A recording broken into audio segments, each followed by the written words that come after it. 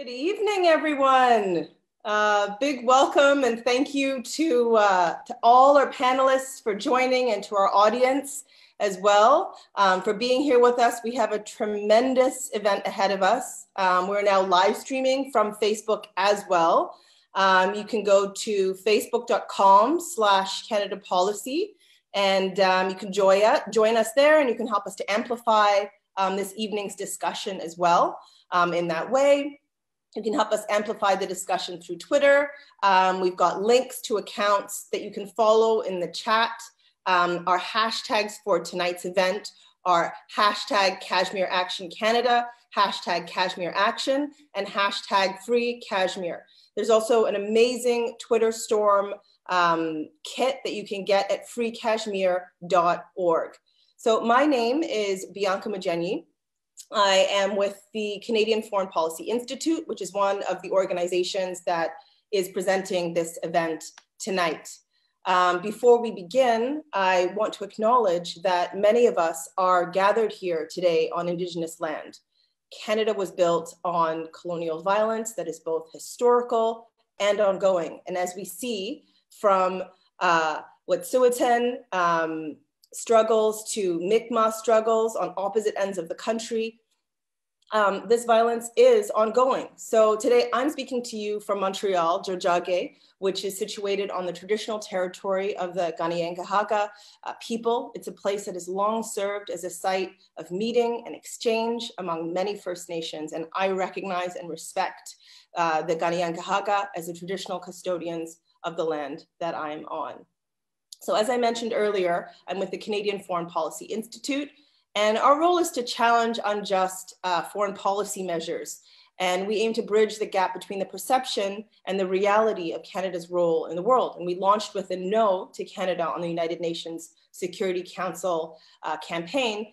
And after Canada's second consecutive defeat for a seat on the United Nations Security Council in June, we launched a call for a fundamental reassessment of Canadian foreign policy. And this has been signed by more than 50 organizations, including Greenpeace Canada, 350 Canada, as well as 4 sitting MPs, David Suzuki, Naomi Klein, Stephen Lewis, and many others. So you can find out more about this campaign for a reset of Canadian foreign policy at foreignpolicy.ca.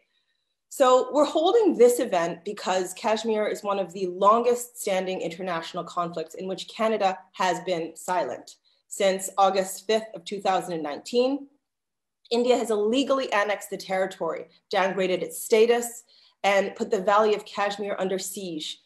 The world's most militarized zone is under serious threat of demographic change that's aimed at altering the final resolution of this disputed territory.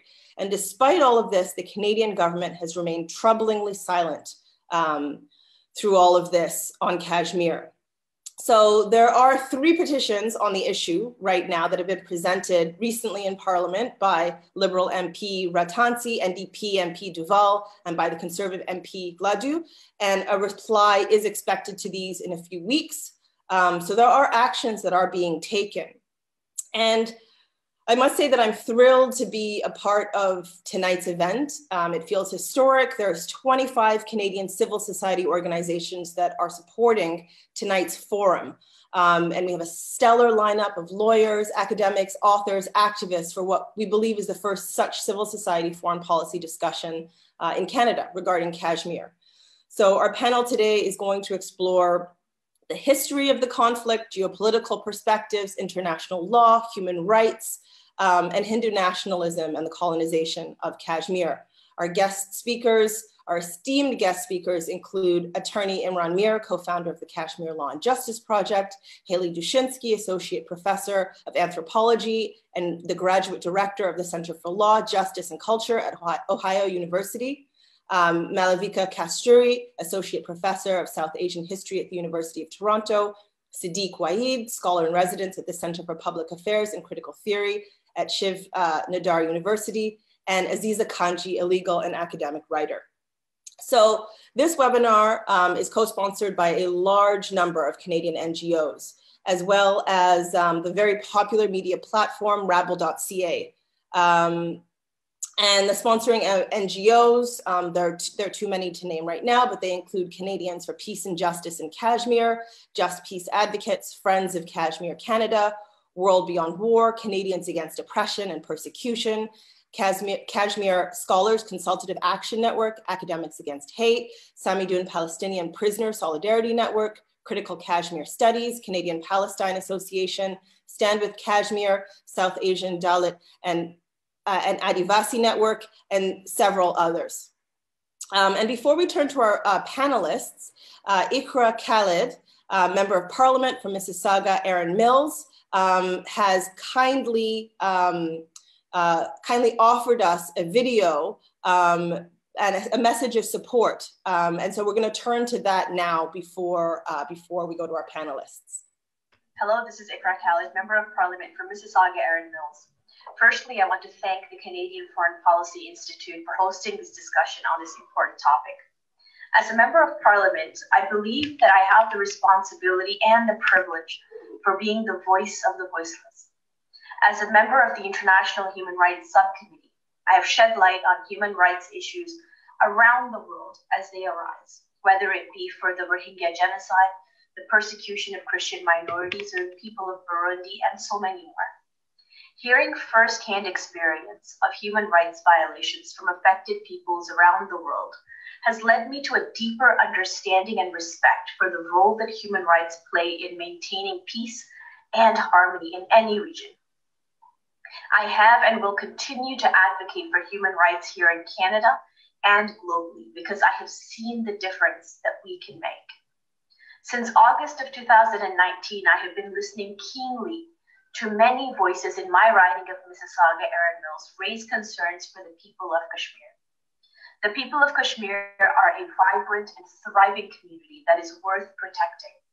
I am concerned for their ongoing conditions as they reportedly continue to face curfews, limited access to food supplies, and communications. Our government is deeply concerned about escalations and detentions. In fact, our Minister of Global Affairs met with Kashmiri Canadians to directly hear about their firsthand experience and the plight of their families and loved ones stuck in a deplorable situation. I have spoken many times about this issue and will continue to advocate for the well-being of the people of Kashmir. It is time for all parties in the international community to sit together and find a peaceful solution that preserves and protects the rights of innocent Kashmiri people. As shown by multiple UNSC resolutions, one of which Canada co-sponsored, there is a path toward peace and justice. That path is carved through the safeguarding of human rights of the people of Kashmir. I will continue my advocacy for the protection of human life and liberty, and will continue to work with Kashmiri Canadians and our government to push that needle forward. Thank you again for your advocacy. That was a wonderful message. A lot of appreciation to MP Ikra Khalid for helping to break the parliamentary silence on this issue. She's also a member of the Human Rights Committee as well. So at the Institute, we always encourage people to get active. So we ask you to write to your MPs. There's a petition. We're going to be putting that in the chat, both in the Facebook Lives as well as in the Zoom chat, asking your MPs to demand action from Canada on Kashmir. You can find this at justiceforallcanada.org/freekashmir. You can sign the petition. Also, that has been submitted to the House of Commons, that's demanding that the Liberals condemn the government of India's settlement colonization that is now underway in Kashmir. So this has also been posted in the chat. So please take a look and take action. So in a bit of housekeeping, I just want to say welcome again to the panelists. And it's great to see this turnout.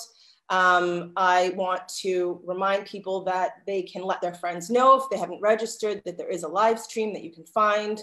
And also in terms of the flow of today's event, we're going to be hearing from our panelists, and then there's going to be a bit of discussion between the panelists. And if time allows, we will have a Q&A from the audience as well. So please send us your questions. We'll be monitoring questions from the live stream as well as a Q&A that you can actually post into in the Zoom. And you know, we just ask that we know there's a lot of opinions on this issue, and we just ask that you engage respectfully regarding any questions or commentary that you may have, and any content that is racist or sexist or otherwise harmful is very unwelcome. So we're now going to hear from our speakers. The first panelist of the evening is Imran Mir. Imran Mir is an attorney, author, and entrepreneur. He's researched and written on various topics related to Kashmir and is co-founder of the Kashmir Law and Justice Project. He's a graduate of Harvard College and Harvard Law School. Welcome, Imran. Thank you. So I'm going to be giving a little bit of context and also talking specifically with reference to international law. I'm going to start with the claim. When the history of the collapse of the now prevailing order is written, I think Kashmir, August 2019, will be a key inflection point, a point after which salvaging that order became practically impossible. First, let me contextualize that claim and then I'll explain it. In 1846, as the United Kingdom, as a colonial power, in pursuit of its imperialist agenda, created a state called Jammu and Kashmir and installed a warlord as its ruler. That warlord regime brutally repressed and suppressed the indigenous people of that territory with British support. There was an indigenous, anti-colonial, pro-democracy, pro-self-determination struggle.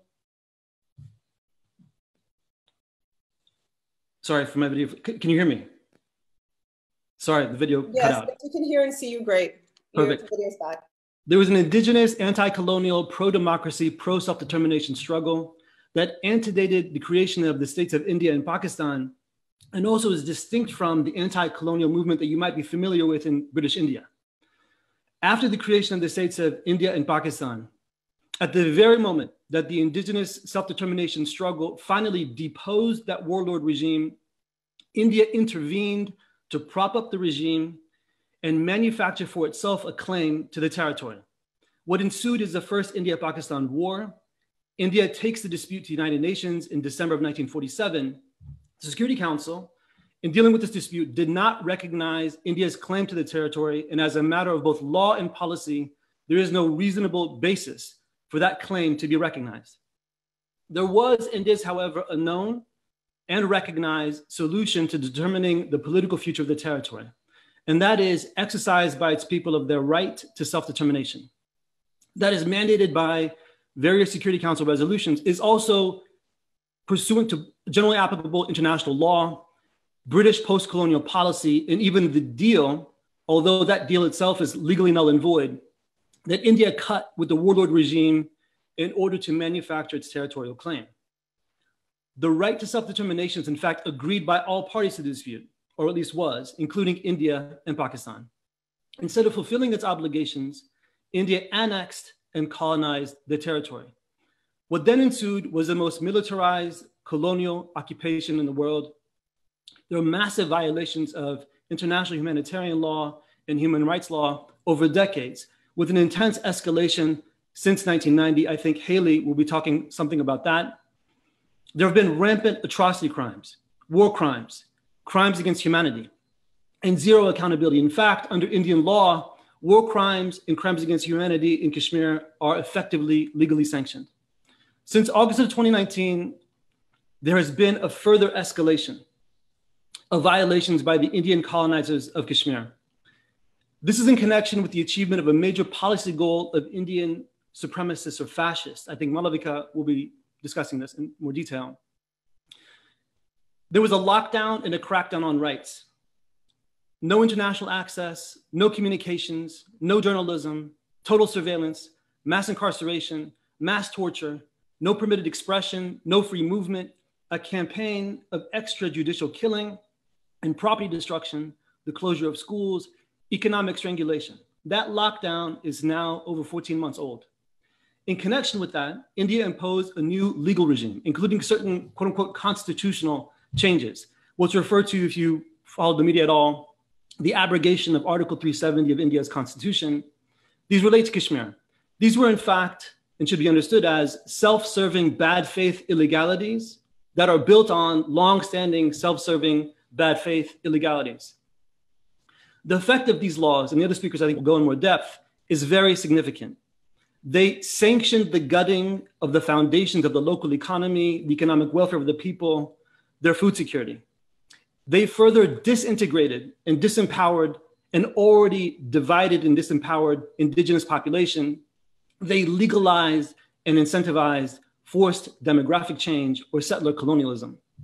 Since then, certain violations of international humanitarian law, which are not new, have been occurring on an unprecedented scale. These include the expropriation of property, disregard for local laws, the expansion and incentivization of forced population transfer, and the desecration of cultural property.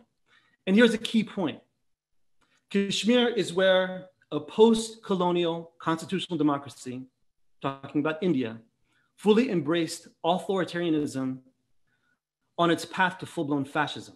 And a second key point, the reality that I just described is not acknowledged or even recognized.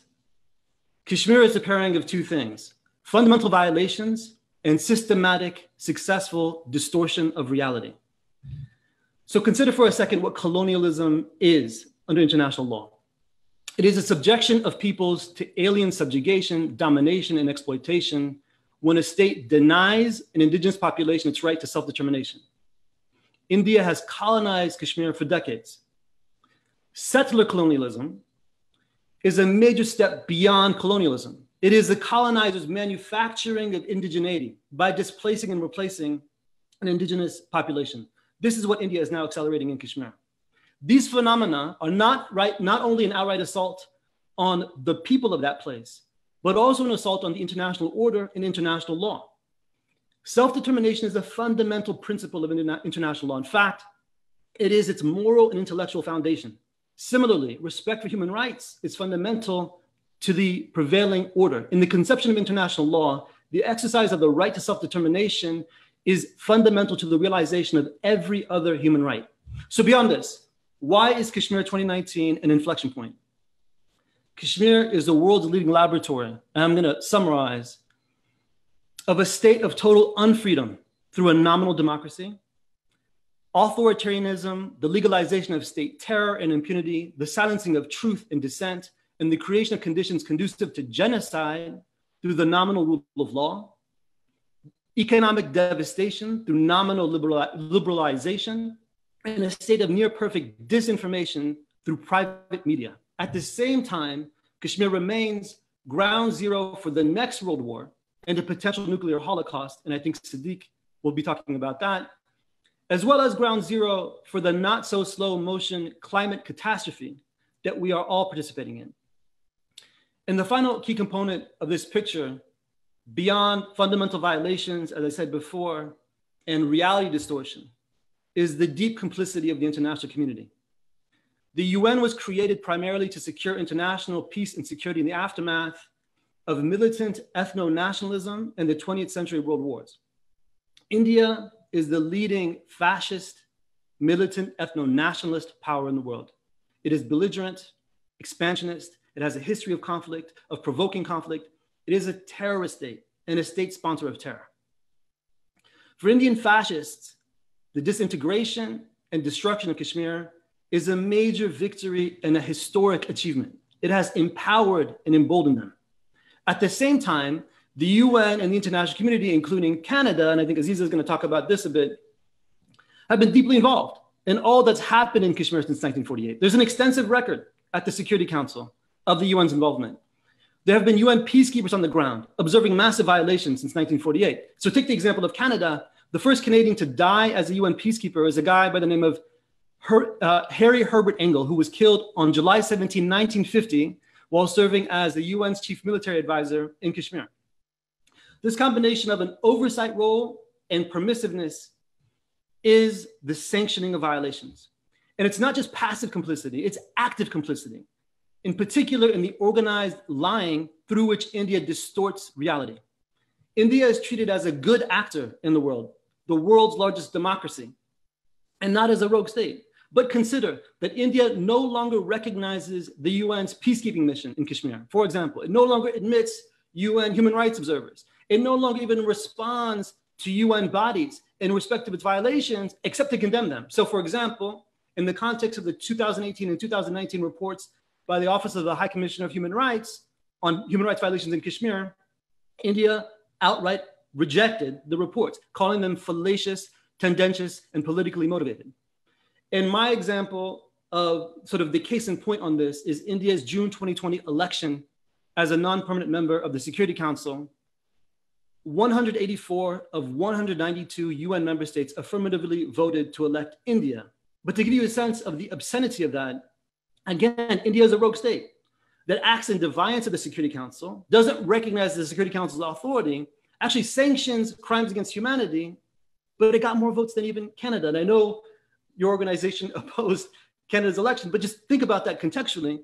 And incidentally, I would say that one of India's publicly announced goals for its time on the Security Council is to remove Kashmir from the Security Council's agenda, to erase history. So Kashmir is a dystopian powder keg in a world that is already in flames. The crises in and over Kashmir are at a critical inflection point, and it's an existential one for the people of that place, for its indigenous people. But it is also one, I think, for the prevailing order. And the international community, while deeply complicit, is also seemingly not paying attention.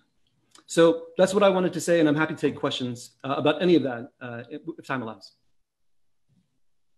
Thank you, Imran, so much for very eloquently drawing our attention to the extremity and the intensity of the struggle in Kashmir, and also for letting us know why we need to pay attention to this issue right now. And it was very illuminating to hear the connections to other crises, as well as Canada's complicity and the global complicity and contextualizing for that. So thank you very much. Our second speaker of the evening is Malavika Kasturi. Malavika is an associate professor in the Department of History at the University of Toronto. She received her PhD from the University of Cambridge. She's the author of Embattled Identities, Rajput Lineages and the Colonial State in 19th Century Colonial India. She's currently finalizing her book manuscript, which is provisionally titled Gurus and Hindutva, Sadhus, Sampraday and Hindu Nationalism in 20th Century India. Welcome, Malavika. Thank you, Bianca. Very happy to be part of this. Can you all hear me? I hope so. Yes. I'm actually not going to be repeating what Imran has sort of laid out so eloquently. Instead, what I'm going to actually focus on is the space and place of Kashmir in the Hindu nationalist imagination. And I think that's really important because I want to actually focus on the sort of the reasons for the intensification of this moment of settler colonialism, which has always been part of the way in which the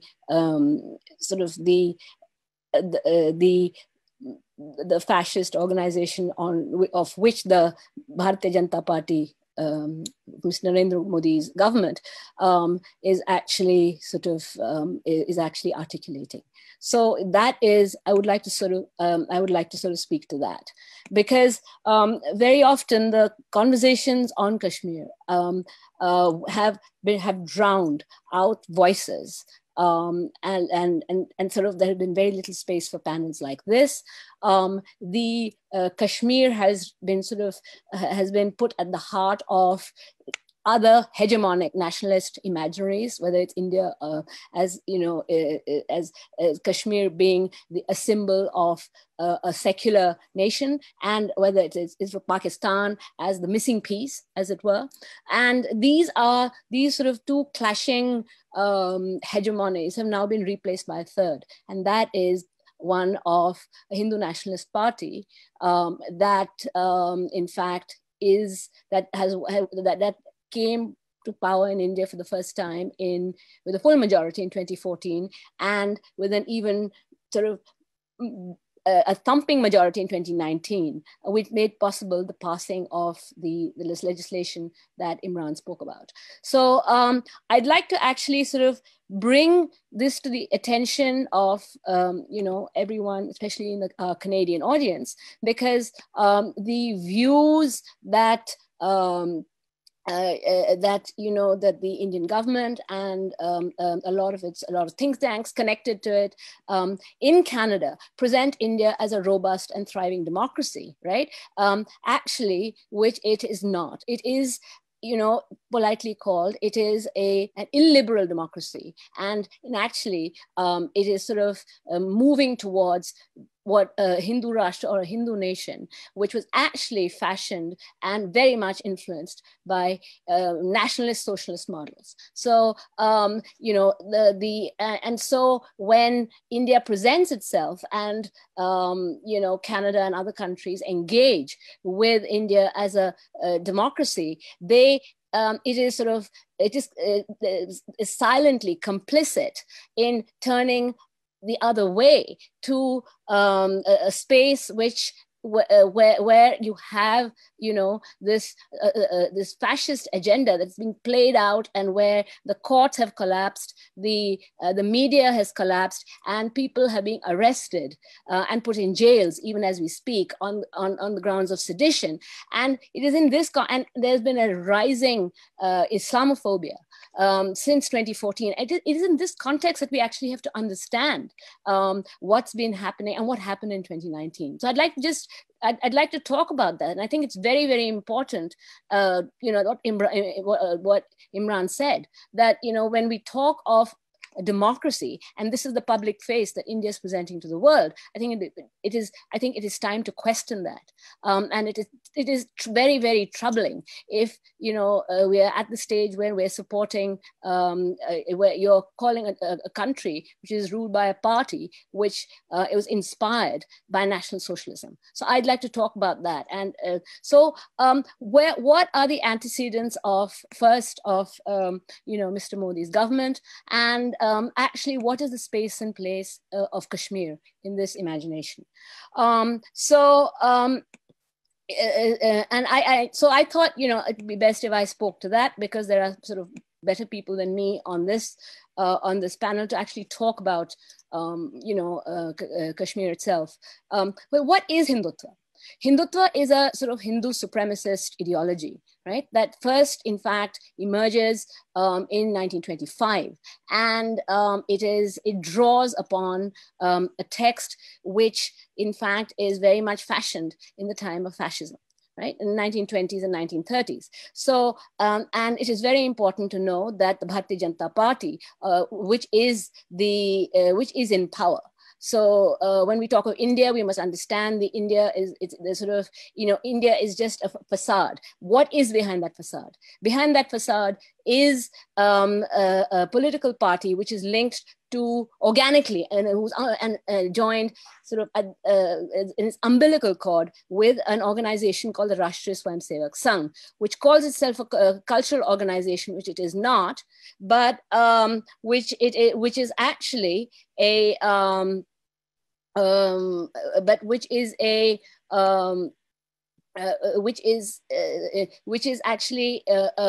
is a hierarchical, secretive, cultural and political organization formed in 1925, whose political ideology of Hindutva, which was first enunciated by Veer Savarkar, is influenced by fascist enunciations of nation and community. Most notably that of the Nationalist Socialist experiment in Germany, one of the chief ideologues of the RSS, M.S. Golwalkar, is very, very open in his sort of fascination, really problematic fascination for the same. The political community of Hindutva is bound together by this understanding of Hinduness. That I think we have to kind of understand.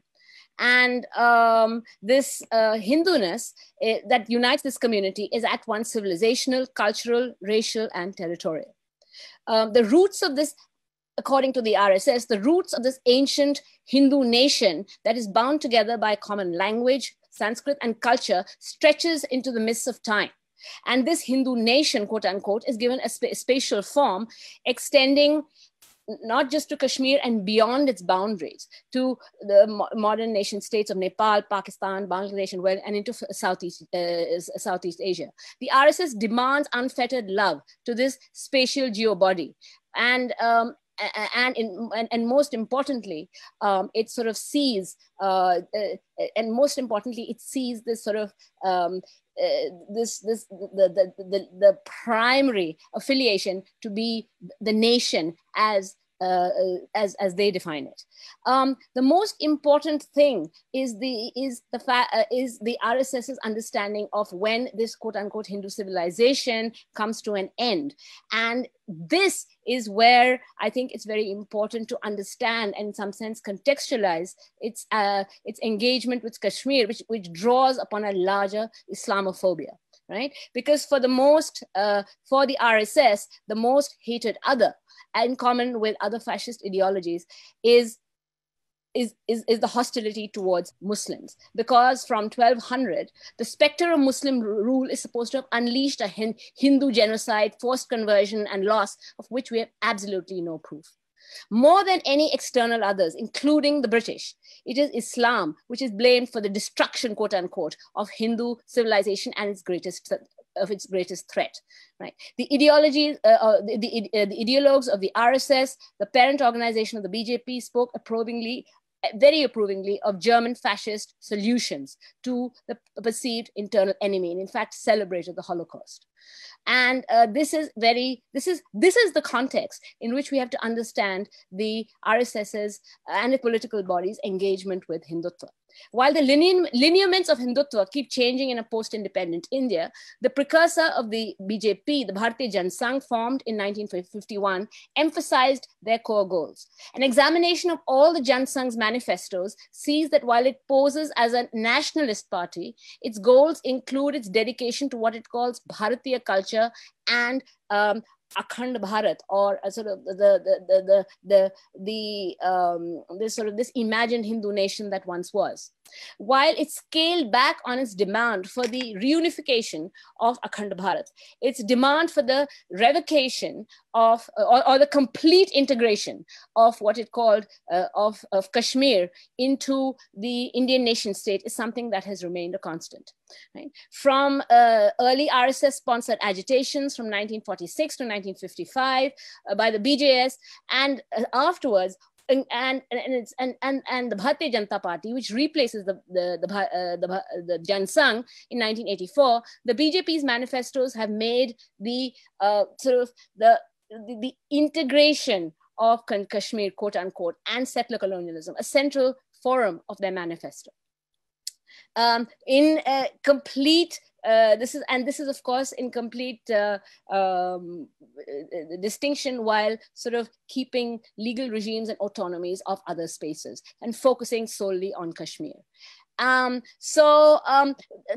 has had a very long and very troubled history of military occupation, which Imran has spoken to and which I'm not going to talk about. But what is really significant and what is really important is what happened in 2019 with the imposition, with the revocation of quote unquote Article 370, which gave Kashmir autonomy, in inverted commas, and in fact reduced it from even whatever status it had as an attenuated state, and has actually made it into the equivalent of a federal territory. And this was done, and in fact, even within, if we were to go by the Indian Constitution, this is totally unconstitutional, because any state or any has to be dissolved by the by the parliamentary body and of that particular province or state or unit, which was not done in this case. So this is, after 2019, we have seen the emergence of this new Kashmir, in which, as Imran has said, there is actually now only one narrative. And that narrative is that of the BJP.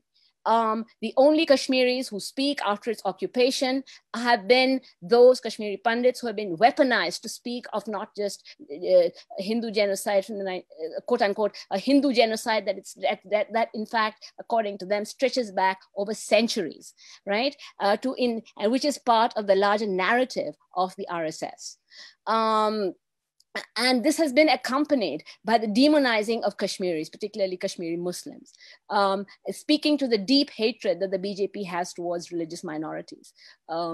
Therefore, Kashmir being, according to the BJP, a Muslim majority state, it's the kind of the settler colonialism that we see after 2019, August 2019, and the lockdown is celebrated as the taking back of quote unquote Hindu space, right?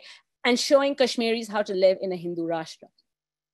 It is important for Canadians to actually take note that, in fact, what this complete what human rights atrocities are being celebrated by the BJP. And in fact, it was remarked by the organizer last year. And the organizer is the official publication of the RSS. It praised what it called the bloodless coup that had been organized by Mr. Modi and the colonization of Kashmir. So, and the language that has been used subsequently is that of a victorious colonizer, right? Because the RSS and the BJP and its ecosystem keep celebrating the subjugation and humiliation of Kashmir. It is reiterated again and again as a move that has removed, quote unquote, legal and constitutional apartheid, has integrated Kashmir and made it an integral part of India. And what is constantly reiterated is one nation and one constitution. And, or in the words of members of this ecosystem, a move in the path of regaining, quote unquote, Hindu territory inch by inch. It presents this move as one that liberates religious minorities in Kashmir from the persecution of Kashmiris, whom it calls jihadis, terrorists, and many, many other things. And of course, there is a celebration within the right-wing ecosystem of the ability of Indians now to marry fair-skinned Kashmiri women, buy land, and loot resources. The language is one of colonialism and humiliation. So unsurprisingly, in 2020, on the first anniversary of the lockdown, it was celebrated by Mr. Modi by unveiling a temple built over the site of a mosque that was called the Babri Masjid that was illegally demolished by his party in 1992. In 2019, a pliant Supreme Court of India passed a judgment recognizing that this demolition was a criminal act, but at the same time, it gave the site back to the quote-unquote Hindu side, largely made up of those who were associated with the RSS and the BJP. It is important that Mr. Modi chose 5th August, the first anniversary of this next phase of colonialism of Kashmir, to inaugurate the new Ram Temple that was celebrated by the diaspora in Canada and North America. It was a symbolic and political act showing back the taking of Hindu space from quote-unquote Muslim colonizers in the eyes of the RSS and the BJP. That it was done on when the lockdown began is no coincidence. It was a symbolic marker of the assertion of Hindu supremacy. Why is it important for Canada to know about it? It's because since 2019, the BJP and its spokesperson at think tanks abroad have gone on a blitzkrieg of webinars and publicity events to demonstrate that Kashmir is an internal matter of India. The only voices who get to speak are those of the Hindu right and Kashmiri system and Kashmiri Hindus who are part of this ecosystem. This is an important panel as it actually has voices for Kashmiris. The grief, suffering, and humiliation of the Kashmiris is celebrated again and again in webinars,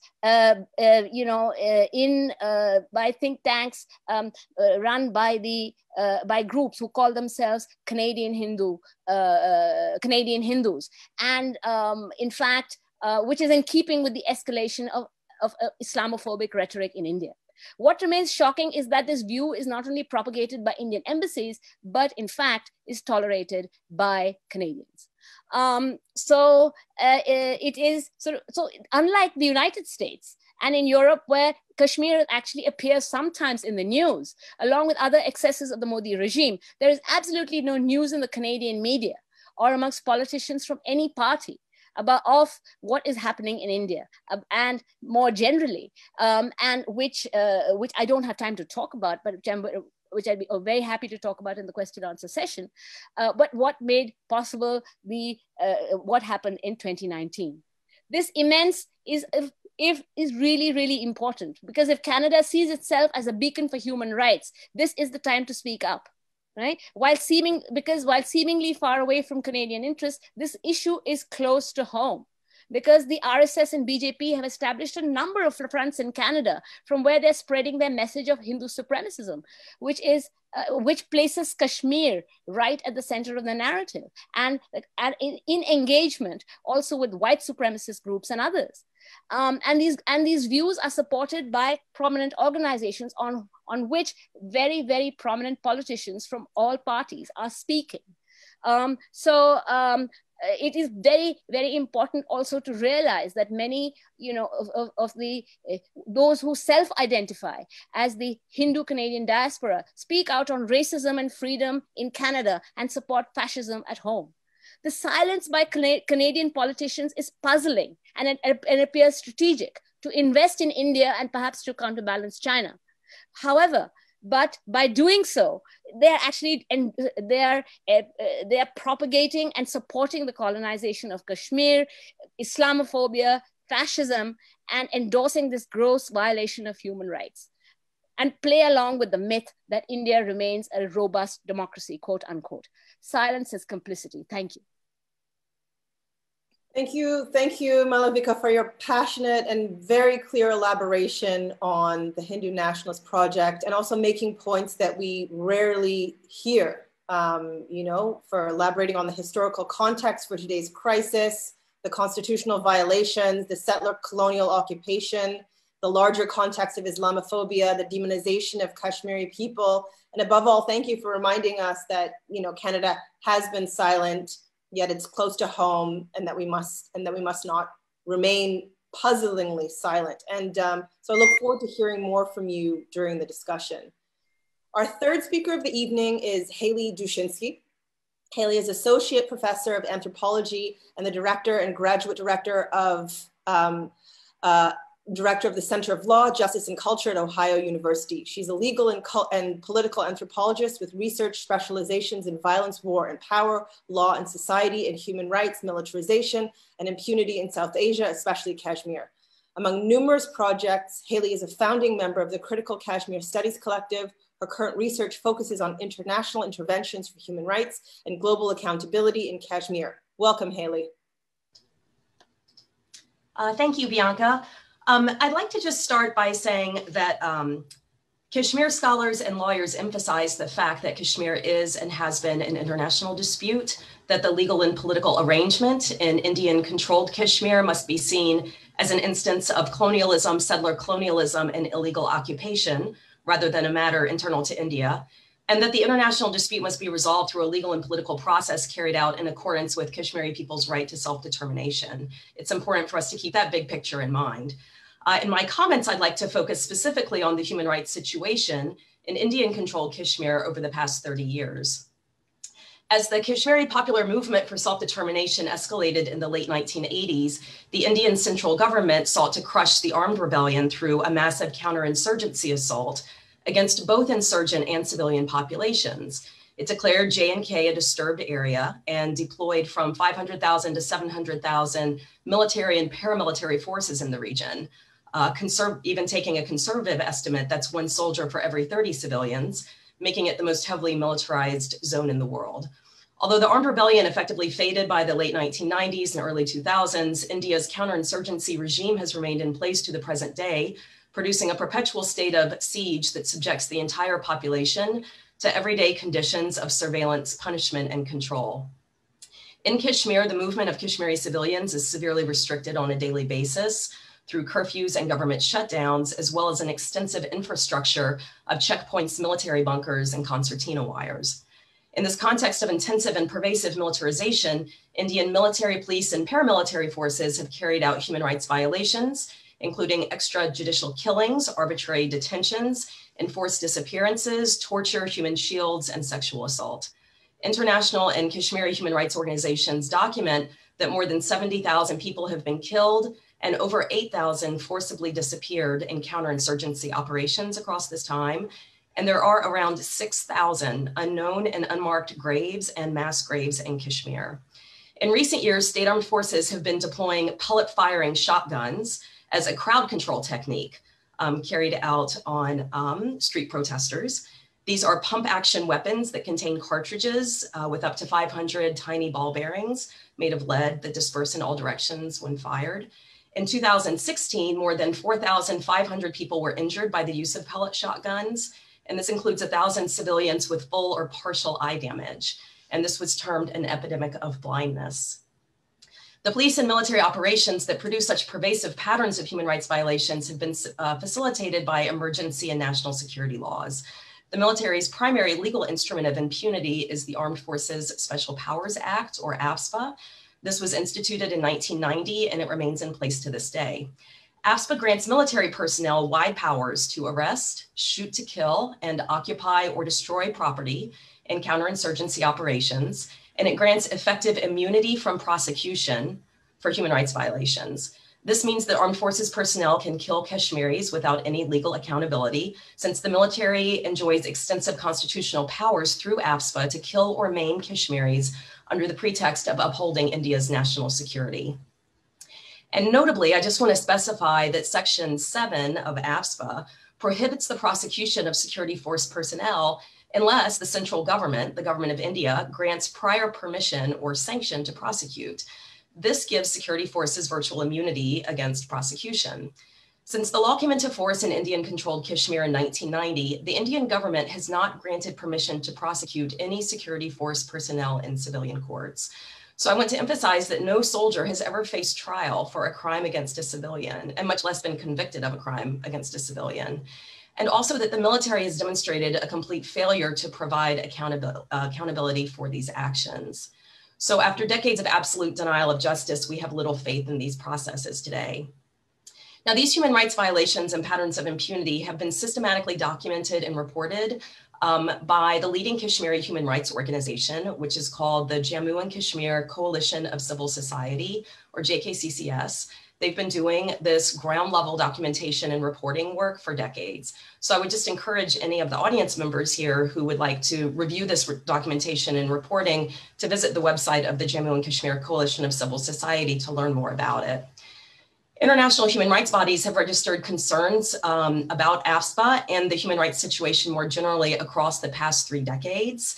And here I'm talking about even prior to what we've seen happening at the international level the past year. So, we can review statements and interventions from the Human Rights Commission, the Human Rights Council, the European Parliament. Issues about the human rights situation in Kashmir, and particularly about AFSPA, have come up during India's Universal Periodic Reviews at the UN, most recently in 2012 and 2017, when various member states have recommended the repeal of AFSPA. And beginning in 2016, the UN High Commissioner for Human Rights took cognizance of what was happening in Kashmir, especially with reference to the pellet firing shotguns, and requested access for UN monitors, human rights monitors, in both Indian and Pakistan-controlled Kashmir. When both countries failed to provide unconditional access, the High Commissioner issued 2 very significant reports on the human rights situation on both sides of the line of control. And these reports came out in 2018 and 2019. In these reports, the High Commissioner called on both countries to fully respect the right to self-determination of the Kashmiri people as respected under international law. Now, the human rights situation deteriorated even further at the time of the abrogation in August 2019, as the previous speakers outlined, when the government of India preemptively curtailed massive popular protest and discontent by imposing a severely repressive siege. This siege included an intensification of the already substantial troop deployment in the region, very restrictive communications blockades, undeclared curfews and travel bans, widespread illegal and arbitrary detentions, restrictions on the media, on religious belief and practice, torture, the denial of access to justice and legal remedy, the denial of access to health and education, and the dismantling of the rule of law. The Jammu and Kashmir Coalition of Civil Society provided comprehensive documentation on the human rights situation in Kashmir in the aftermath of the abrogation in its annual 2019 Human Rights Review, and this was published on December 31st of 2019. It also published a substantial report on the communications crackdown specifically that just came out in August of 2020, and this report is called Kashmir's Internet Siege, an Ongoing Assault on Digital Rights. So these human rights violations, I want to emphasize that the human rights violations that we've seen being carried out over the past year, as substantial and significant as they are, they must not be considered outside of their historical, legal, and political context, right? They must not be viewed simply as restrictions that have been instituted on a temporary basis during a period of emergency, but rather it's critical that as we respond to the situation unfolding in Kashmir that we keep in mind 2 points. First, the current siege in Kashmir is not a sudden imposition, but rather an intensification and amplification of the techniques of counterinsurgency governance that the Indian state has for decades deployed to manage Kashmiri communities and to cast Kashmiri civilians, especially youth, as suspects and threats. This counterinsurgency governance has operated in and through a dense punishment regime and has institutionalized collective dehumanization, collective punishment, and collective harm against Kashmiris. So what we've seen in the last year is really a realization of the full potential of these established techniques of counterinsurgency governance that were already in place, and also the intensification and the amplification of the fear and the terror that they produce. And this takes me to my second point, that these techniques are part and parcel of the massive political and legal transformations underway in Kashmir, which could have, as the previous speakers have outlined, permanent destructive consequences for Kashmiri people. The abrogation has raised new and grave concerns related to sustainable development and economic, social, and cultural rights due to its impact on these key legal protections that supported Kashmiri rights as well as protected Kashmir's fragile Himalayan ecosystem. The abrogation removed legal protections that restricted non-Kashmiris from purchasing land and establishing residency in the region.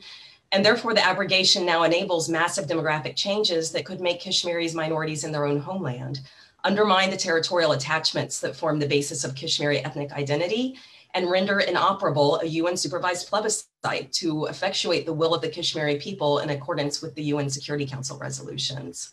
So the loss of these legal restrictions has heightened fears among Kashmiris and also among scholars and experts of ethnic cleansing in Kashmir, which is a crime against humanity. Over the past year, various international actors and bodies have expressed concern about the human rights crisis in Kashmir.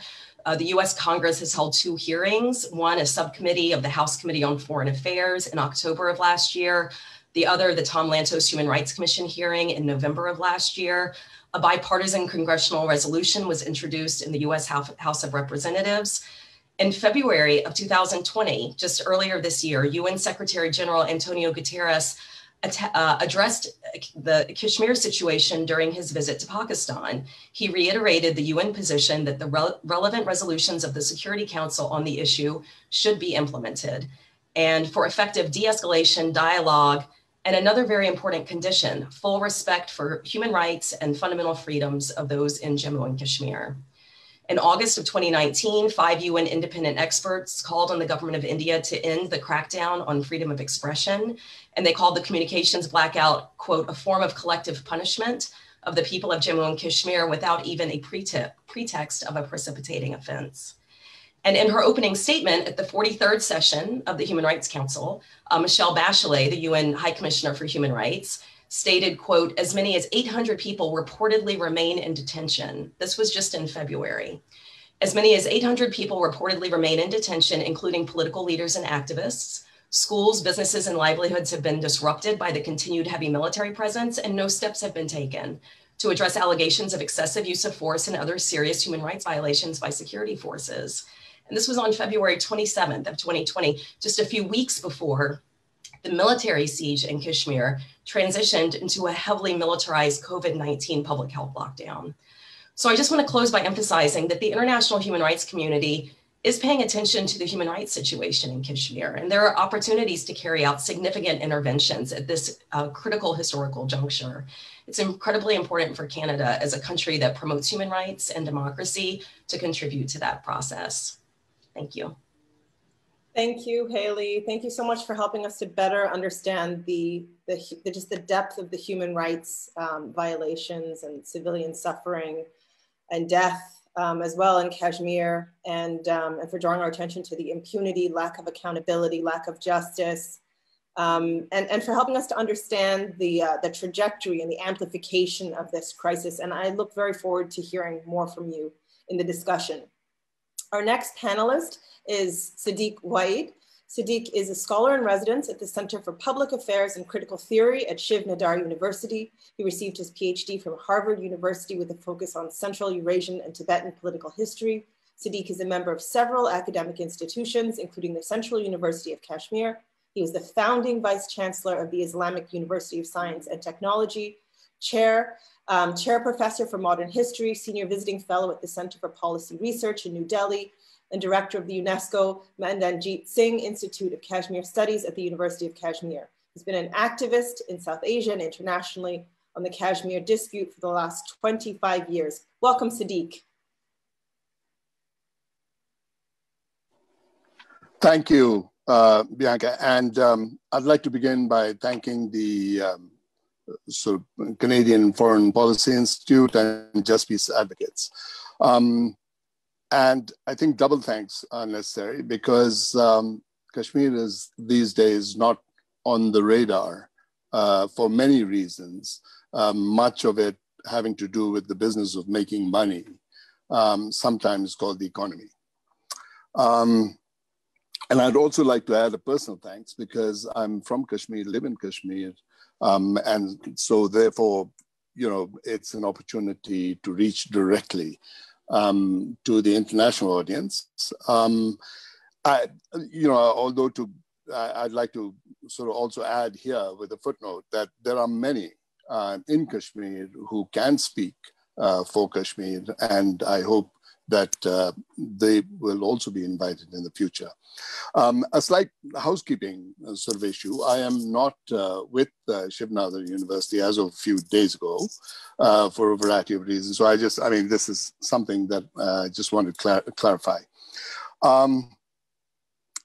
My sort of brief is to try and speak to you about the geopolitical environment. And I will try to do so. I realize that time is short, so I'll try to paraphrase as much as I can. I think to its credit, the Canadian government was one of the first to react to the August 5th action by the government of India. It reacted with an official statement in less than 2 weeks after August and on August 13th. It notably sort of laudably noted its concerns. And it said that it's feared infringements on civil rights and reports of detentions that were happening at that time, the reports. Let me briefly and very briefly mention some and only some of the major violations that have taken place since August 5th and continue, most importantly, continue to do to this day. Hundreds of people, including politicians, have been detained across Kashmir. A handful were released a few days ago, but these are ones who don't challenge Delhi at all in terms of the history and the politics of Kashmir. Secondly, the resources of the state have been monopolized, something that had not happened until now, with the government of India's help by non-state citizens. In other words, the livelihoods of the people of Kashmir have been impaired greatly. Scores of journalists have been harassed, detained, and imprisoned without trial in the last year. They've introduced something called the domicile, when I say they, I mean the government of India, of course, have introduced something called the domicile rule, very cleverly named because it's not a law and has actually circumvented law, which allows sort of state citizens to buy land and to settle there, in Kashmir. In other words, paving the way for demographic flooding. Another thing that has been added, and these are things that are happening every single day, another thing is that the protocol for forming school curricula for Kashmir, not for Jammu, which is Hindu majority, Jammu being the other province in the state. The protocol for curricular formation has been diluted, to facilitate the curricular formulation by Delhi instead of Kashmir itself, which is in violation of, the Indian law itself and stuff. And I think, this is meant to and will lead to the erasure of history in Kashmir, making them, or at least hoping to make them, a lost peoples, without a history.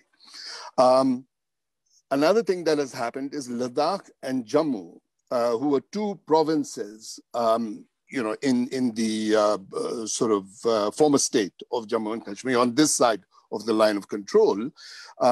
These two provinces actually celebrated the events on the 5th of August, 2019. And today, they have turned hostile to Delhi and to the government of India. And they've become hostile because their own interests, they see, have also been eroded in terms of autonomy or any kind of governance.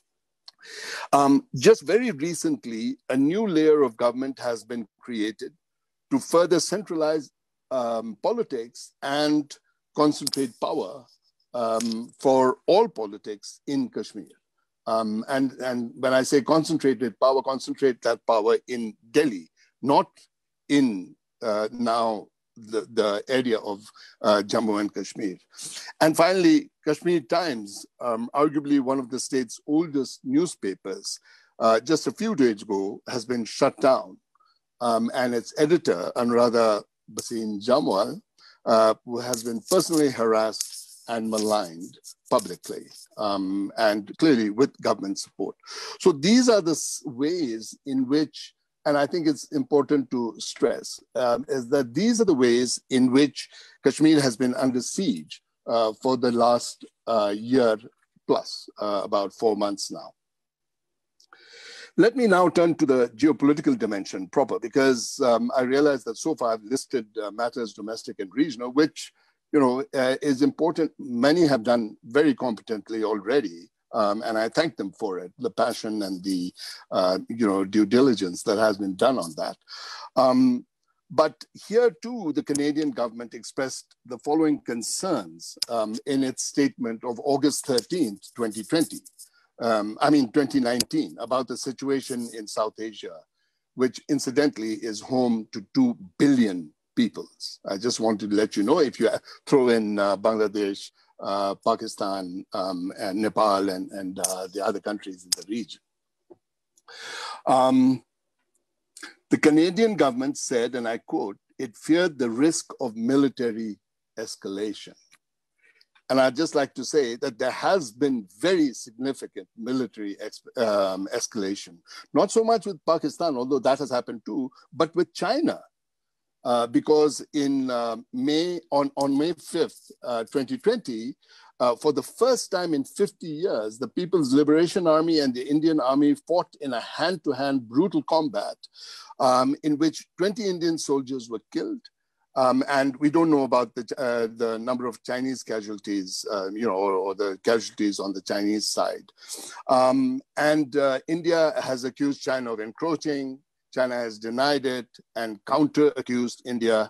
And what most of the world does not know is that this too, the territory over which China and India are fighting today now is J&K territory and has been disputed since the 1950s. And so therefore, you have to include a third party in this dispute, which means China.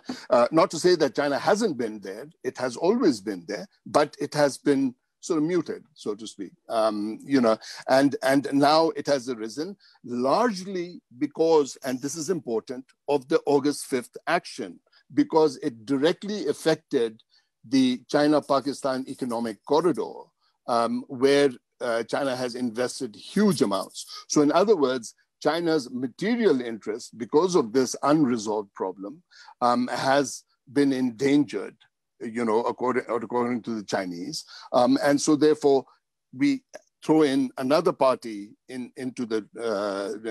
actively throw in another party into the dispute.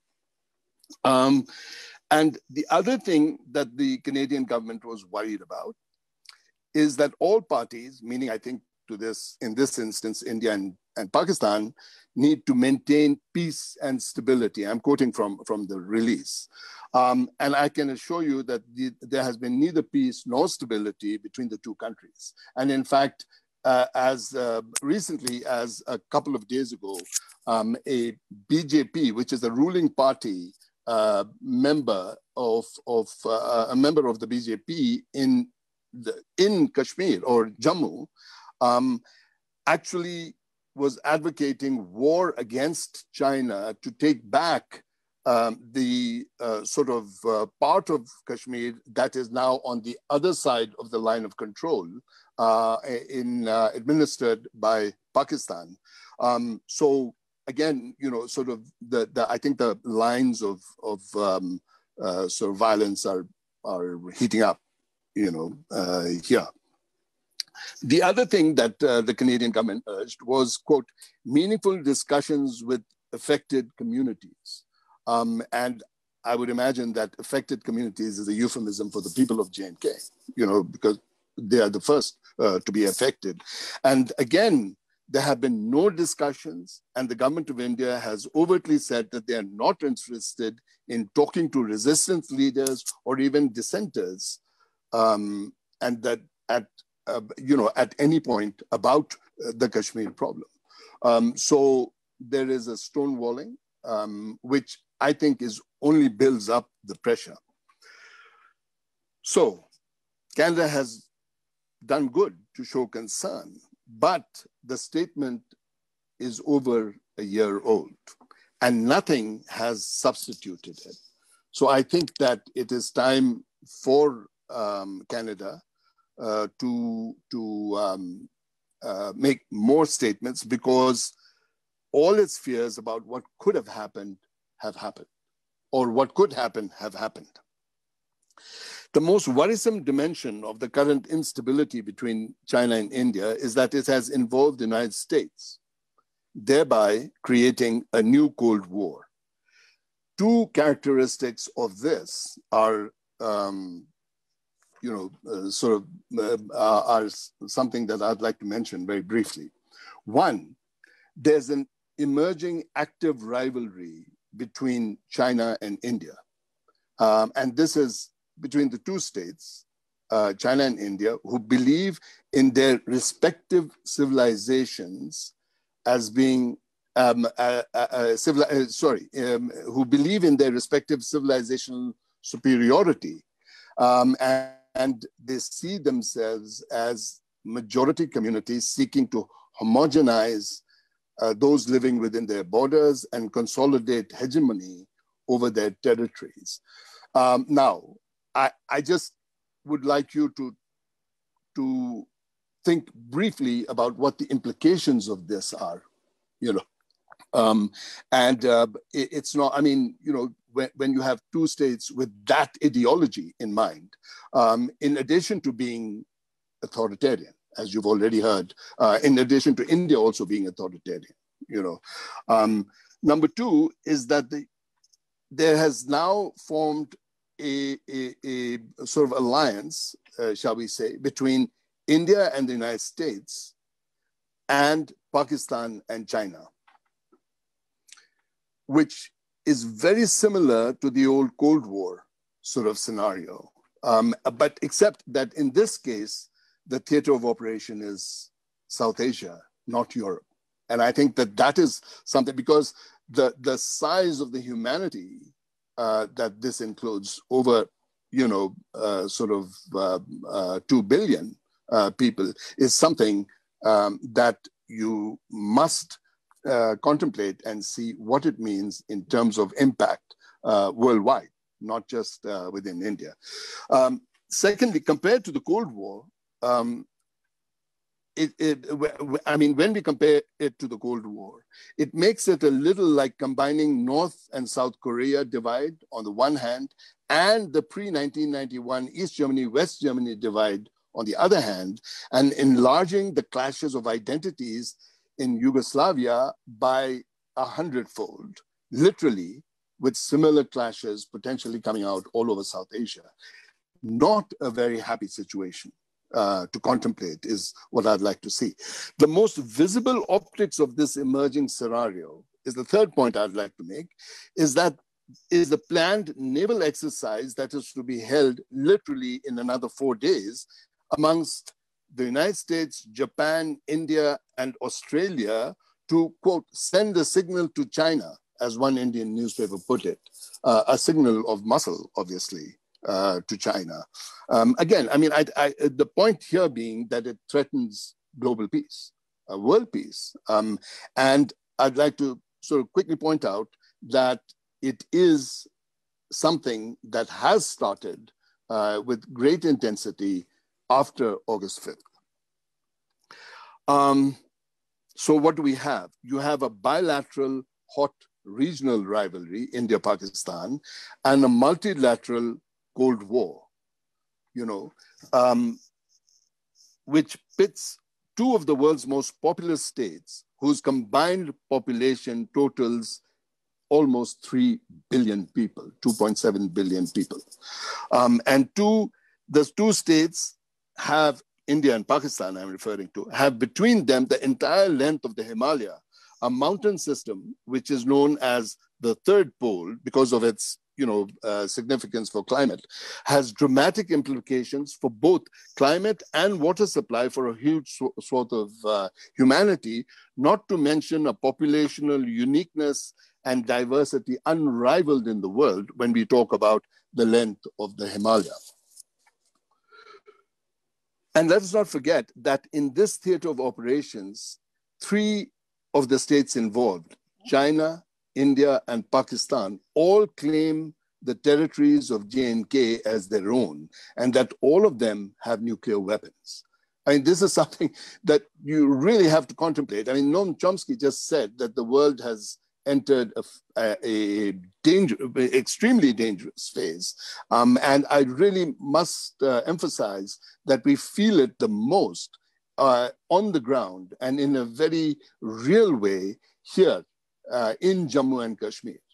I mean, and those of you who are familiar with sort of the Kashmir situation, or more familiar with the Kashmir situation, we know that violence between states has been ratcheted up in the last 2 years, at least 3 or 4 times. And I think that this is something, it's a fearsome scenario, no matter which way you look at it.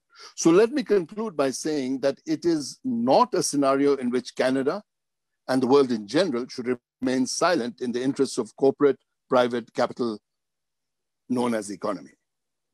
The government of Canada, as I said, has not spoken for a year about Kashmir now. It is time. Thank you very much.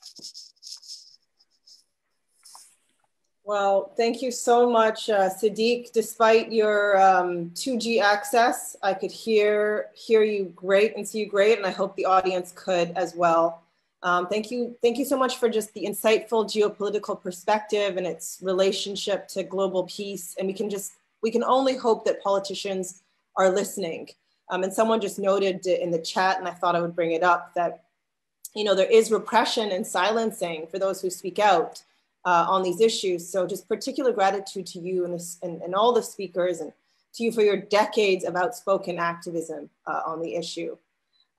So our final speaker of the evening is Aziza Kanji.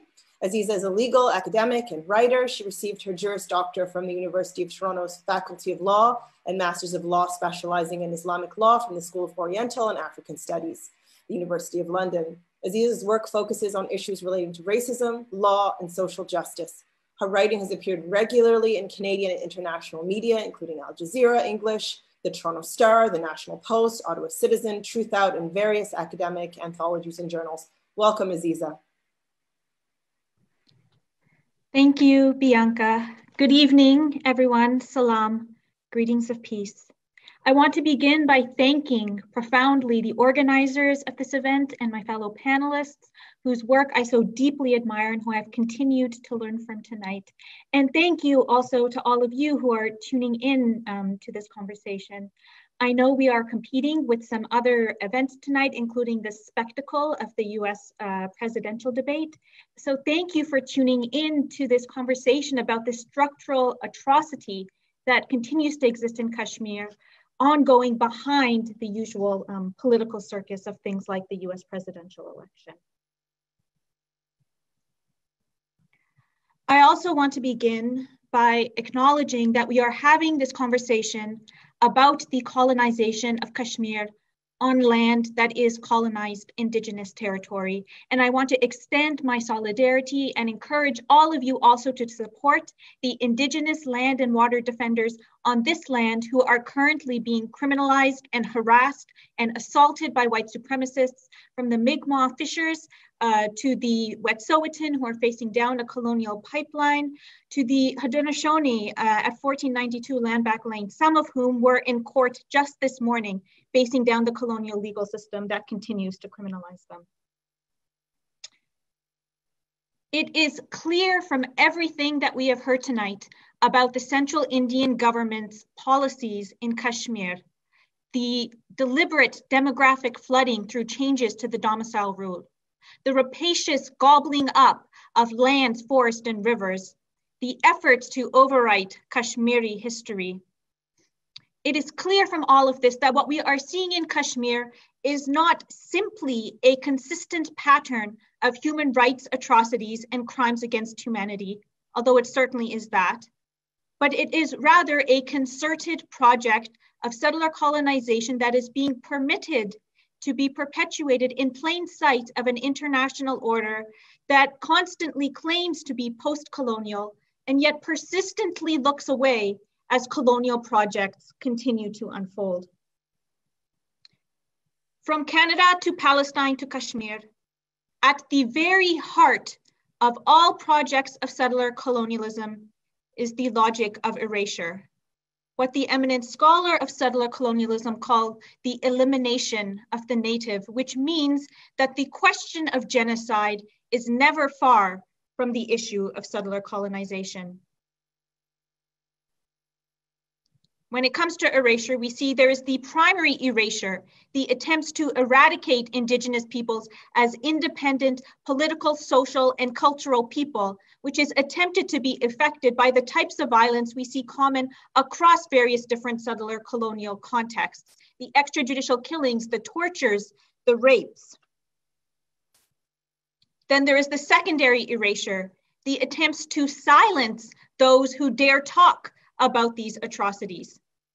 And then there is even a tertiary level of erasure in which there is an attempt to silence anyone who even talks about the silencing, as we also see in the context of Israel and Palestine. And so while we constantly hear this refrain when it comes to Kashmir and other colonial situations that we need to be a voice for the voiceless, we even heard this earlier tonight, we know that there is no such thing as the voiceless. This myth of voicelessness is yet another ideology that perpetuates the erasure of the colonized, because there is no such thing as the voiceless, only, as the novelist Arundhati Roy remarked, those who are deliberately silenced or preferably unheard.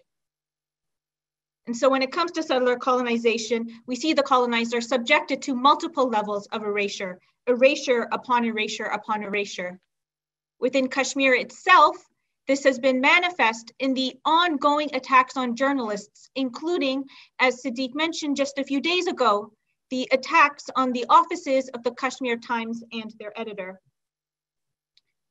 And within Canada, there is the ongoing silence of the government and politicians about what is happening in Kashmir, and not simply passive silence, but active silence, so that Canadian representatives were among the participants in a propaganda tour that was recently staged by the Indian government in February 2020 in order to show how normal the situation in Kashmir has now become. As we know, Canadian politicians have also been perpetual participants in similar propaganda tours staged in Israel. And so that even just this January, despite the statements of concern that the Canadian government had previously released about the situation in Kashmir, Canada's High Commissioner in Kashmir said that many of the issues that were raised had largely been addressed. Canadian media has also been an aider and abettor of this silencing. We know, for example, that when Justin Trudeau went on his diplomatic trip to India in 2017, most of the coverage in Canadian media was fixated on Justin Trudeau's wardrobe choices, while they completely ignored the skeletons in Modi's closet. And their main question was why Modi had not hugged Justin Trudeau at the airport, as he had previously hugged Benjamin Netanyahu, seeking the embrace of a man who is known as the butcher of Gujarat and who should now also be known as the strangler of Kashmir. In our Canadian discourse regarding the Canada-India relationship, we persistently hear this refrain that Canada and India are ideologically united by their commitments to human rights, pluralism, and democracy. And this is repeated over and over again, not only by politicians and government representatives, but also in op-eds across the political spectrum. For example, in one published just a few days ago in the Toronto Star, which supposedly adheres to progressive social justice principles. Like all propaganda, or all of the best propaganda, this idea that Canada and India are ideologically bound to each other does contain some element of truth. As fellow settler colonial states, Canada and India are certainly ideologically connected to one another. They are connected by the ideology of exploitative extractivism, mining, premised on the continuing dispossession and subjugation of Indigenous nations, so that Canada salivates at the prospect of increased profits from the escalating export of uranium to India, uranium obtained through the poisoning of Indigenous nations and lands, while Canadian mining companies historically have been involved in mining projects that have been complicit in atrocities committed against Adivasi Indigenous communities in India, while Indian companies such as Tata and Indian Oil are invested in steel mines and liquefied natural gas projects that in Canada are premised on exacerbating the dispossession and denial of sovereignty of Indigenous nations from Labrador to British Columbia. Canada and India are united by the ideology of privatization for corporate profit, so that prominent Canadian corporations like Bombardier are now assertively seeking to reap the profits of India's privatization of its national railway system.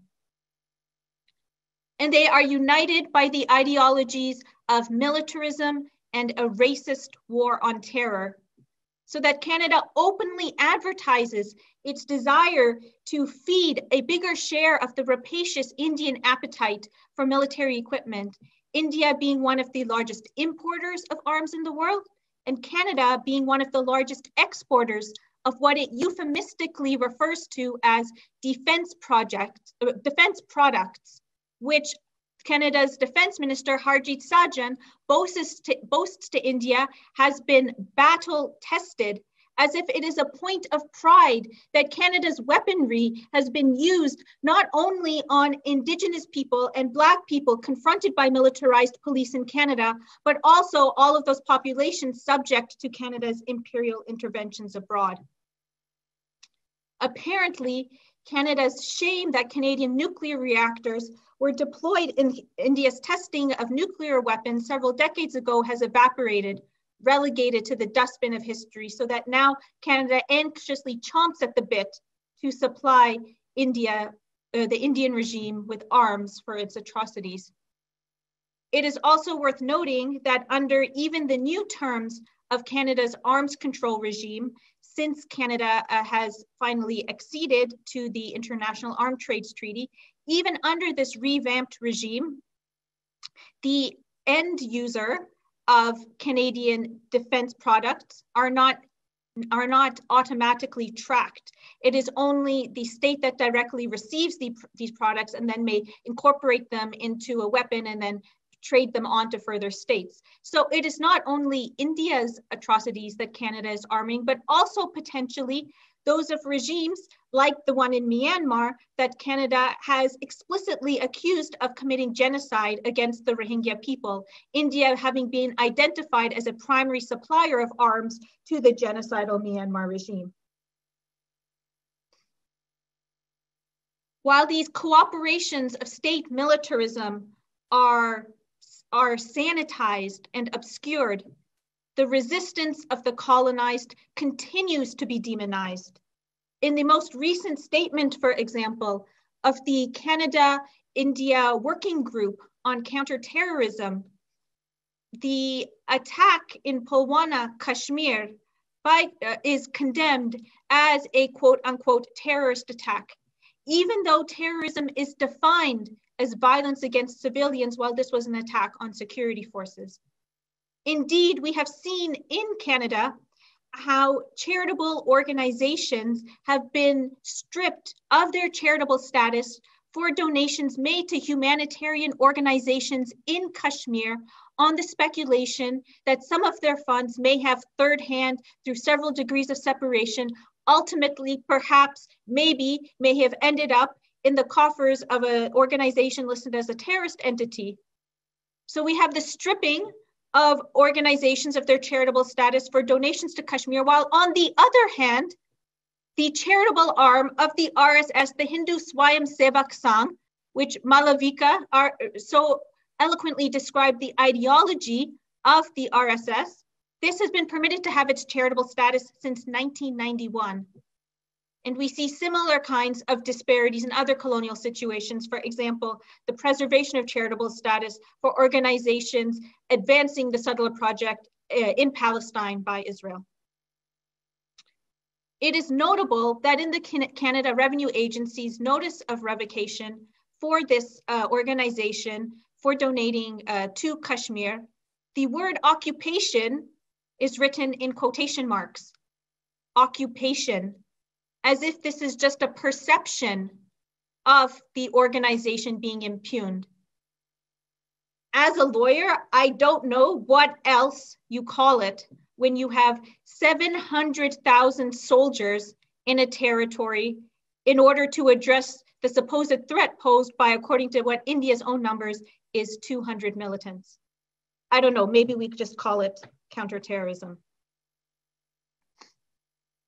This complicity and silence from the government and its subservience to corporate and militaristic interests is shameful, but it is not surprising. However, as Kashmiri scholar Dr. Hafsa Kanjwal has pointed out, this silence on Kashmir extends far beyond centrist or right parties and far beyond government, and extends to many sections of the left and liberal groups. For example, it is telling that in both of the NDP and Green, the two more left-wing parties in Canada, in both of their statements in Kashmir, neither even mentions the issue of Kashmiri self-determination. They focus on human rights violations while completely ignoring the central issue, the central violation, the source of all violations, that Kashmiri's right to self-determination has been deprived, even though self-determination under international law is considered of such central importance that it is a right erga omnes, meaning that it is a right that not only the violators, but all states and all parties are bound to respect and to honor.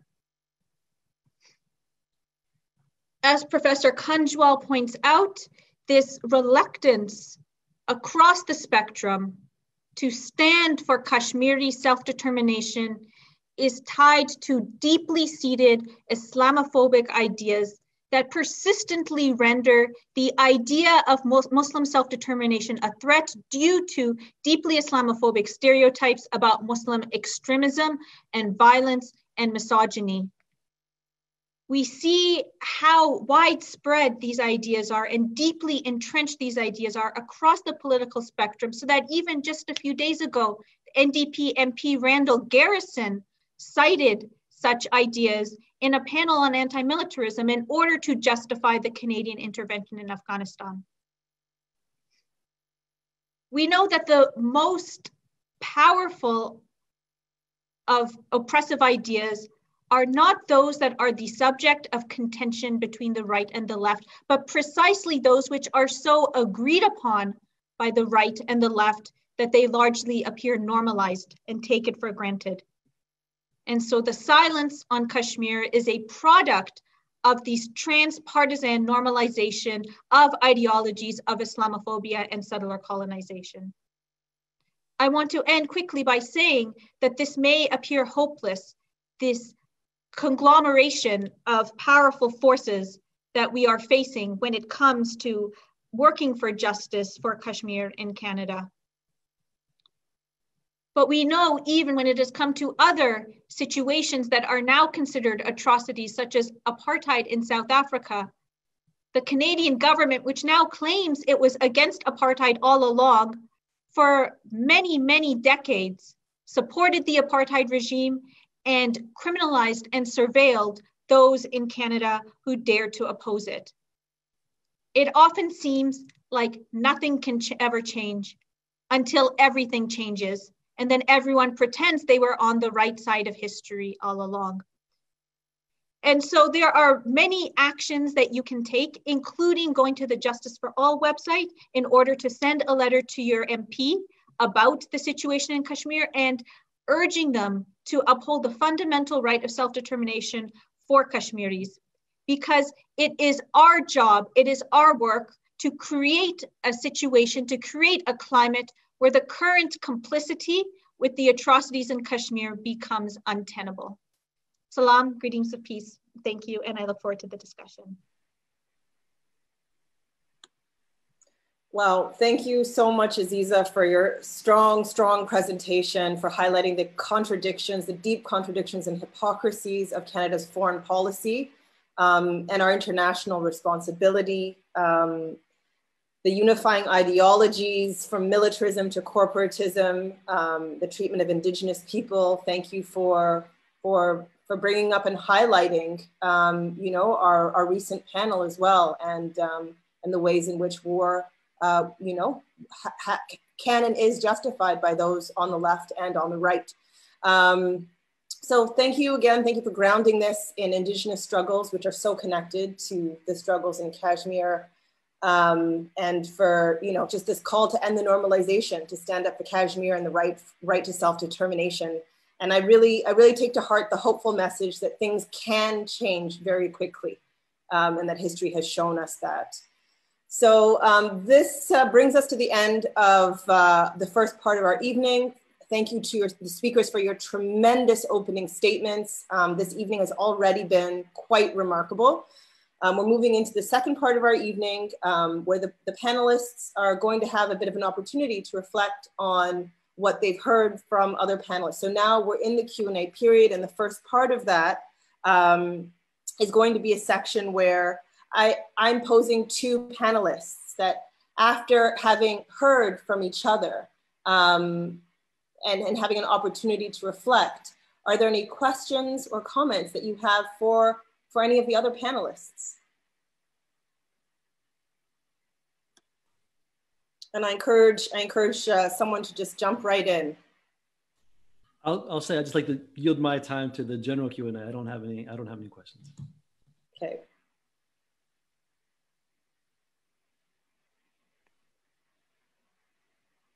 I'd just like to say that Aziza has actually has explained beautifully why Canada is complicit. Thank you.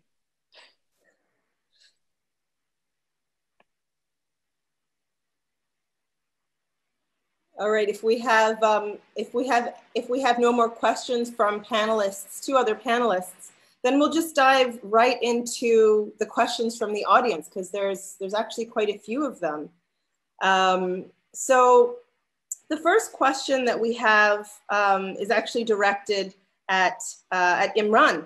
And someone from the audience says, please talk about Kashmir and Palestine and what's been happening over the last 70+ years and currently.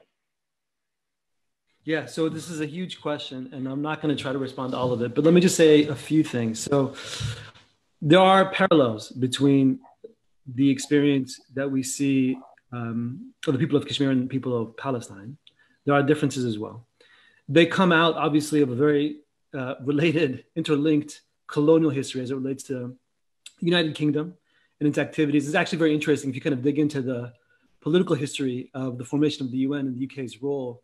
The way that the UK Foreign Office was dealing in the two places is they were thinking about what they were doing, although that's not necessarily apparent to all of us. But what's happened in Kashmir, like Palestine, occupation, colonization, etc. The two states, India and Israel, have collaborated very closely for a number of years. That's not a recent thing. This is going back decades. And I think Haley very articulately described this sort of counterinsurgency state in Kashmir. And all along, Israeli advisors have worked with the Indians to help them, formulate their policies and perfect their techniques, et cetera. And similarly, Indians have gone to Israel and trained, et cetera. It's still happening today. And I think one of the points here is that there is this, best practices, if you will, of colonial domination. I mean, these states actually work together. And what's interesting is that, Sadiq Sab mentioned, for example, the difference between China and India. But when it comes to repression, they do tend to sort of learn from and borrow from each other. So, for example, there's the phenomenon of facial surveillance as part of an overall regime of total surveillance was something that has gone to an extreme level in a place like East Turkestan or Xinjiang. The same companies that supply the Chinese, there's the Chinese state-owned companies, they supply the Indian military in Kashmir. I mean, there is this sort of collaboration and best practices. Question is about Israel. So there are similarities, there's collaboration. There's obviously, and Malavika talked about this, think about the ideology of Zionism and that of Hindutva. They're not only very close parallels, they actually recognize in each other their, they're very simpatico. I don't know what the right word is, but they basically get along very well. They recognize in each other that they are fellow travelers and allies. Let me say one other thing. There's a recent normalization, I'm sure most people are aware of, relations between the UAE and Israel. And I raise that here because the UAE is extremely close to India as well. So for example, in the context of the fall of 2019, at the same time that India was carrying out this sort of campaign of violations that we were talking about in Kashmir, the UAE gave Narendra Modi, who as was mentioned, he's a genocideer, basically. They gave him their highest civilian honor as a sort of a sign of their friendship, et cetera, et cetera, et cetera. These states work closely together. And the UAE, I mean, it's kind of has an outside importance in the violations that are happening in Yemen, happening in Libya, et cetera, et cetera, et cetera. So you see this, it's very interesting to sort of see the commonality, common interest, fellow traveling amongst these states. There are differences as well. So let me give you an example. There were some questions about the settler colonial campaign in Israel as opposed to India's. And what's interesting about, in the case of Israel, is that, at least in my understanding, the Israelis were in some ways very cognizant of international humanitarian law, at least in the beginnings of their project. They tried to sort of focus on building out around military installations, given certain doctrines in international humanitarian law, their occupation. And they've been gradualistic about it, and they try to legalize it step by step, et cetera. And they've been very cognizant of world opinion. They use the United States primarily and other states as their cover. What's different in India, part of what's different in India is that while you have the same, beginnings around military installations, the same is true. There's 400 square kilometers of territory that's been held by the military illegally for a long time. There isn't the same recognition or consideration of international law or what anyone in the world thinks, because this all happens in a total vacuum. There's no one paying attention. And so the tendency is that it's much more aggressive in India, and there's no compunction about it, really. And this is actually, we talked a little bit about, this, what feels like ancient history, but it's not.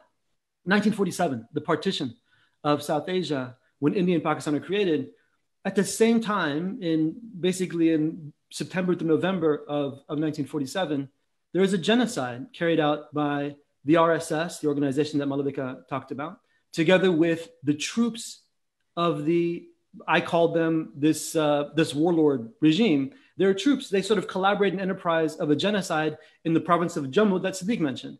And that was a wholesale erasure of the people. It's more like what the US did, and I guess maybe Canada as well, to the indigenous people of the US, and less like what the Israelis have done to the Palestinians, in my understanding. So there are similarities, there is collaboration, there are differences. And I think in our advocacy, I would just say that we have to be attentive to both the similarities and the differences and try and be as robust as possible in our advocacy in trying to actually improve the situation that we seek to improve. I hope that's responsive. Thank you so much, Imran. The next question that we have is from Malavika. The question is, can you please further elaborate on the rise of Hindu supremacist organizations in Canada that promote the BJP narrative on Kashmir? Thank you for that question. And it's one that's very close to my heart. And I actually believe there are a lot of us working on this issue.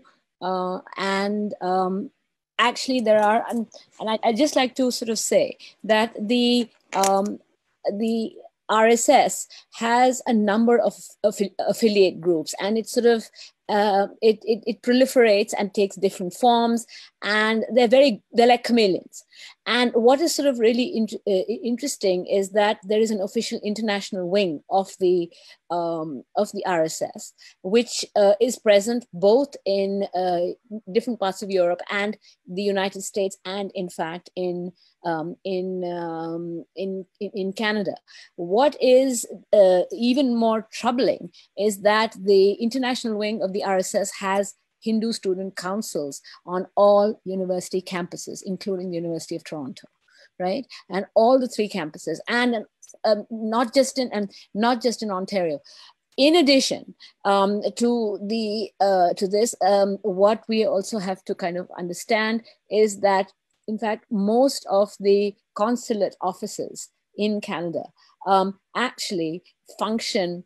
It's very interesting. They function openly in Toronto and in Ottawa with these groups, many of whom have been outed as as sort of either getting funding from the RSS. They call themselves charitable organizations. They call themselves, I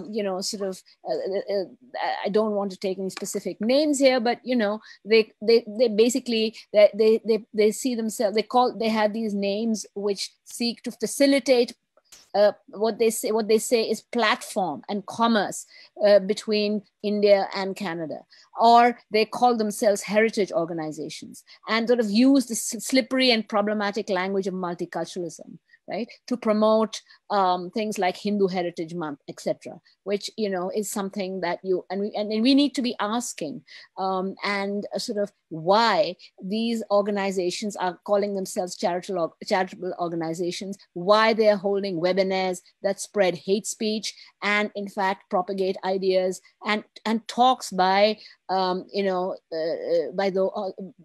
which spin the RSS narrative on Kashmir in Canada, and why Canadian politicians, in fact, engage with them openly, because I think, as Aziza says, they know. So I think, in fact, they're extremely widespread. They're sort of very open about it. And in fact, it's just like, people sort of say, how come we didn't know that this was happening? Well, a weed grows not just in your backyard, but right in front of you, and you choose not to see it. And the interesting thing that I can say is that, the number of times that that those who are interested in this issue and who've actually been sort of speaking and trying to speak have actually found absolutely no interest at all from the Canadian media. So, and this is something which I find quite shocking, because this is something that should be written about. This is something that should be, it's a Canadian issue as well.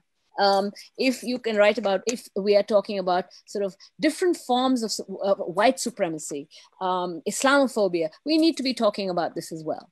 And we should not be worried about what ethnic vote banks.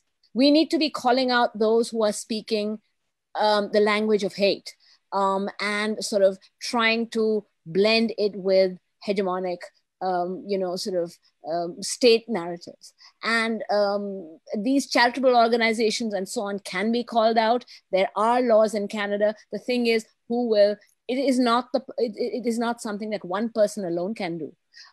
There need to be a lot of people who are interested, and we need, and there has to be a public support for this.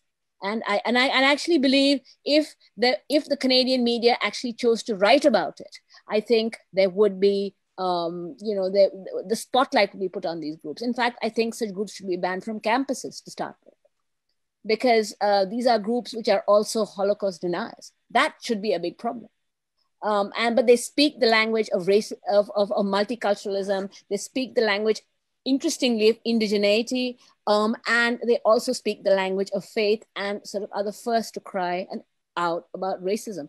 I'm not saying that's wrong. However, the problem is that this then, because of this slippery multicultural model, Hindutva actually passes under the guise of Hindu heritage. And unfortunately, this is very often, it worms its way into the TDSB, into the school boards. And they don't know what they are actually celebrating. So I think it's very important that this insidious and very vitiating and very poisonous discord be identified for what it is, because it is being normalized in Canada. Thank you. May I just also say thank you so much, Malavika, for that exposition of what's being allowed to go on under everyone's noses in Canada.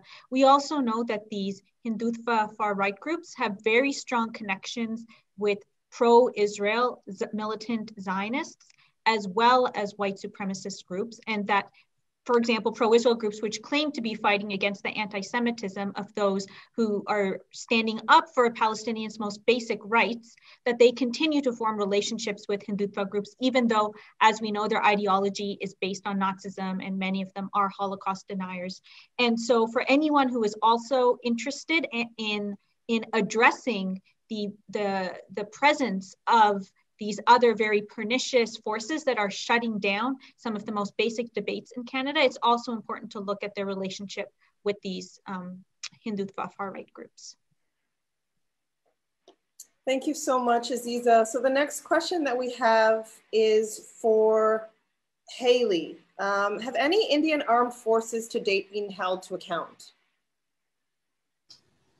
Well, yeah, that's a critically important question. And the answer is unfortunately no.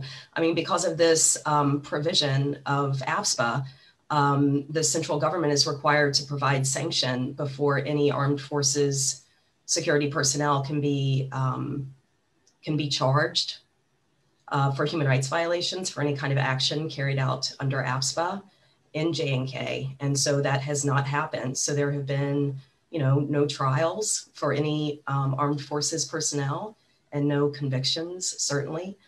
And it's important to emphasize that AFSPA, the way that the central government interprets AFSPA, right, is that it applies to all actions carried out by armed forces personnel who are operating in the region. And it gives really, really wide berth, right? So in the kind of subjective perception of the personnel member of almost any rank and file at that particular moment, if they feel that their actions are necessary to maintain law and order, then, that's the key issue, right? And so this has been interpreted to apply not only to extrajudicial killings and torture, but also to violations including sexual violence, right? Which wouldn't seem to be the kinds of military actions, that would be covered by AFSPA. And yet it's been applied in such a wide way that it's provided complete impunity to security force personnel. There's been a case unfolding recently in Kashmir that kind of demonstrates how this plays out in practice, right? So in July, just a couple of months ago, three civilian laborers left their home village and went out looking for work. Their families didn't hear back from them. So for a couple of days, they thought maybe they had been held in quarantine. Then it came out that the Army made an announcement that they had killed 3 militants in an encounter killing, kind of retaliatory gunfire episode, and presented this kind of framing publicly. So the families came out and highlighted. They supplied photographs of their family members who were missing, and this traveled on social media. And so it seemed that the three individuals who had been announced to have been killed by the army soldiers were most likely these individual civilian laborers. So the police announced that they would conduct an investigation, and the army announced that they would carry out a probe, and they did carry out a probe. They carried out a probe over 4 weeks. And in September, they came out and said that they had concluded through the probe. I mean, they exhumed the bodies, they did DNA tests, they reburied the bodies. And they said that based on they had prima facie evidence that these were indeed the 3 civilians. And they said that they would then be proceeding, and this was just last month, they said that they would proceed through military channels to ensure that there was some kind of accountability for the soldiers who were involved in this case. So, I mean, that, at a surface level, that would provide a kind of impression that there is some kind of active accountability for soldiers who carry out these violations, if not in the judicial system, then perhaps in, the military justice system. But after seeing so many decades, right, of a complete impunity for human rights violations, we become very kind of skeptical about the possibilities for justice. And we've actually seen this before, right? So in November of 2014, in a different fake encounter case, a similar fake encounter case, the Army reported in 2014 that a military court had sentenced 5 soldiers, and this included 2 officers. They said, we've sentenced these soldiers to life in prison for faking an armed encounter in which 3 innocent villagers were killed. And this was a really high profile fake encounter from 2010. So this was then held out as one instance where there had been a form of justice through the military system and that these 5 soldiers would have life sentences, right? But then just a few years later, in July of 2017, a military tribunal suspended the punishment for all 5 of these soldiers. And so once again, like, this just kind of solidified this idea that there is complete and blanket impunity for armed forces personnel who are carrying out these violations. Thank you so much, Haley. So we only have time for about 2 more questions. We're already quite over. So I'm gonna take one question here that has been posed to Sadiq. What role can China play in peace in the region?